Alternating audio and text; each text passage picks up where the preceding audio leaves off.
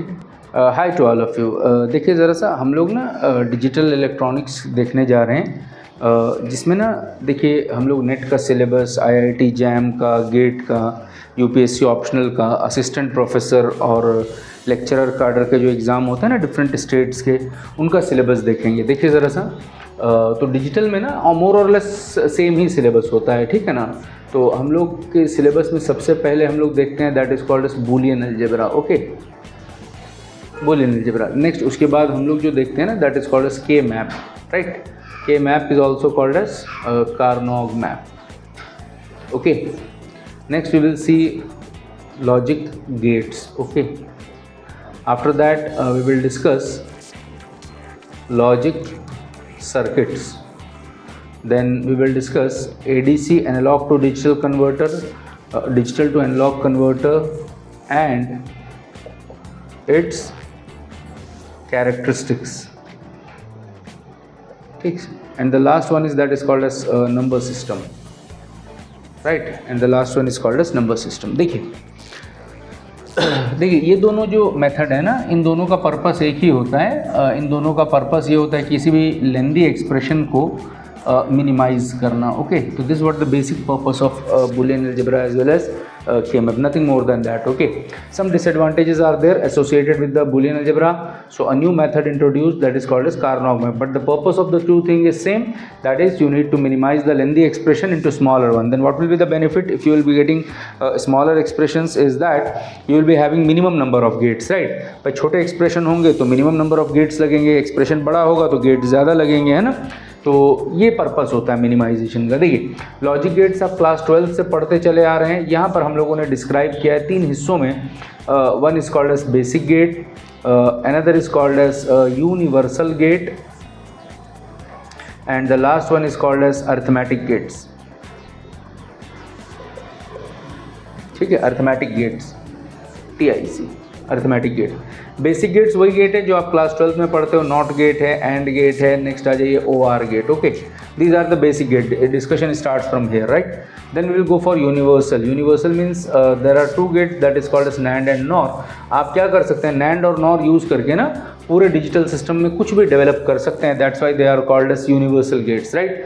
Arithmetic gates में 2 gate आते हैं, that is called as XOR and another one is called as XNOR। Okay, these are called as arithmetic. Why? Because कोई arithmetic का मतलब होता है मैथमेटिक्स। कोई भी मैथमेटिकल कार्यवाही अगर आप करते हैं ना, जैसा हो गया एडिशन या फिर हो गया सब्सट्रैक्शन। एडिशन और सब्सट्रैक्शन को अगर आप गेट से दिखाना चाहेंगे तो उसमें एक गेट लगता है XOR गेट, या फिर आप काम कर सकते हैं XNOR से, दोनों काम कर जाते हैं। इसीलिए इनको अर्थमेटिक गेट्स या मैथमेटिकल गेट्स के दर्जे में रखा गया है। ठीक है, आगे चलते हैं। अच्छा, लॉजिक गेट से अगर आप कोई सर्किट डेवलप करेंगे ना तो उस सर्किट को कहा जाएगा that is called as logic circuit. Okay, तो this is what called as logic circuit. तो लॉजिक सर्किट हमारे सिलेबस में ना 2 तरह से क्लासिफाइड है। एक को बोलते हैं कॉम्बिनेशनल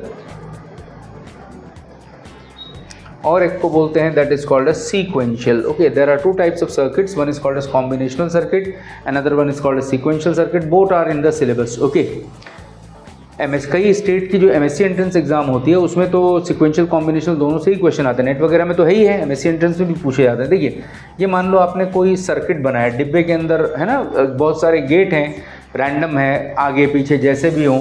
लॉजिक गेट का मतलब होता है कोई एक गेट पढ़ना, कई सारे गेट मिलकर अगर कुछ बनाएंगे तो उनको कहा जाएगा लॉजिक सर्किट। ओके, तो ये आपका इनपुट वाला पोर्शन है, ये वाला आउटपुट वाला पोर्शन है। जैसा इनपुट दोगे आउटपुट मिलता चला जाएगा। यहाँ पर आ जाइए ज़रा सा, यहाँ पर हम सीक्वेंशियल बना रहे हैं, सेम अरेंजमेंट है, ये इनपुट है और ये आपके पास आउटपुट है, बस एक रस्सी ऐसे कनेक्टेड है यहाँ पर।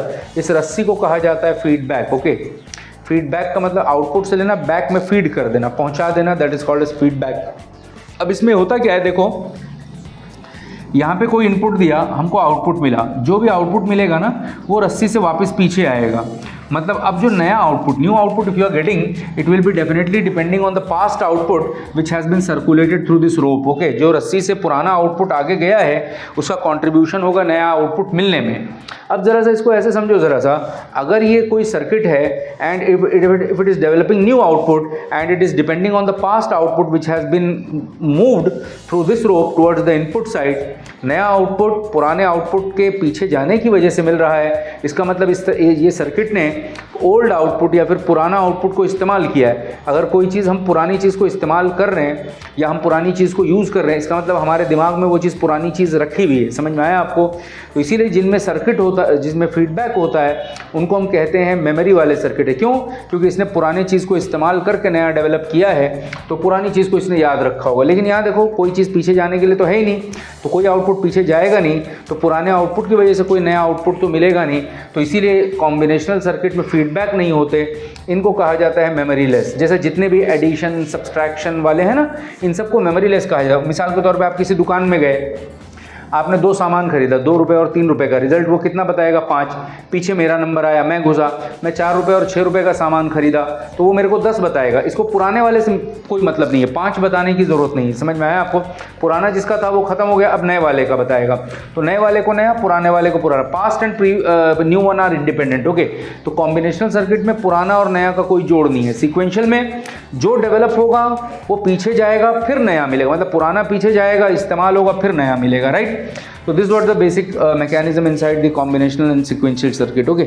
Now analog to digital converter, digital to analog converter. देखिए होता क्या है, जो नंबर हम जानते हैं उसको एनालॉग बोलते हैं, जो 1-0 के पैटर्न में लिखा जाता है उसको डिजिटल बोलते हैं। तो 5 का कन्वर्जन 101 होता है, 101 का कन्वर्जन 5 होता है। 101 को 5 ही कहते हैं। देखिए, लेकिन हम ये तो हम मैनुअली याद करके बोल रहे हैं ना, 5 को 101 या 101 को 5 बोलेंगे। लेकिन बड़े बड़े कन्वर्जन में क्या होता है, मशीन बिठाई जाती है जो 5 को कन्वर्ट करेगा 101 में 101। अब इसमें प्रॉब्लम क्या होता है, जैसे ही आप 5 लगाते हो ना, वो 5 नहीं रहता, फिर वो रिड्यूस होकर 4.999 आ जाता है। समझ में? क्लोज टू 5 आता है और इसके लिए आंसर 101 दिखता है। तो एरर तो है इसमें, 5 के लिए आना चाहिए था 101, लेकिन 4.99। थ्योरी में बात करेंगे तो 4.995 ही होता है, लेकिन प्रैक्टिकली जब लैब में देखोगे आप बैठ के, तो 4.99 में तो कुछ एरर है with respect to 5।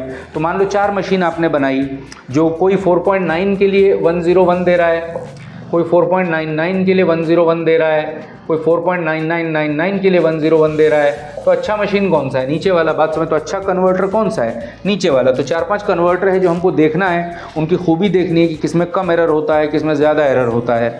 I hope you understood the idea. Okay, इस पर क्वेश्चन हर 1 साल छोड़ के 1 साल जो है नेट में आता है, बाकी सारे एग्ज़ाम में भी आते हैं।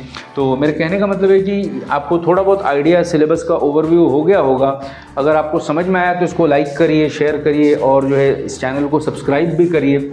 हम लोगों का एक कोर्स चलता है जो 49 रुपीज़ का है, आप इसको ज्वाइन कर सकते हैं। इसमें बहुत हद तक इंपॉर्टेंट टॉपिक्स पढ़ाए जाते हैं, ठीक है ना? तो इसको आप लाइक, शेयर और सब्सक्राइब ज़रूर करिए। Thank you very much.